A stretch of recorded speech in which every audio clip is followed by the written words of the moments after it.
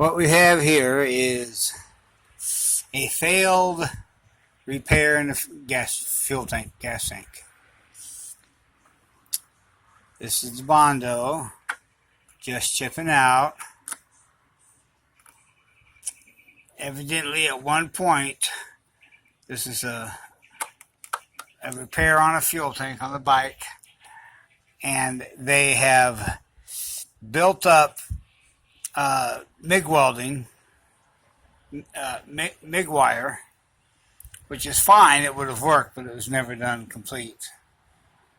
So now you can see me digging the Bondo out, and the reason I'm doing this because with the addition to fuel to this repair, the fumes and the minute leakage has made its way through the Bondo and through the paint and kind of fucked up my new paint job. Okay, well, there you go. So anyway, I'm going to try to dig all this shit out of here and bring as little damage, as little whatever I'm trying to say to this repair. So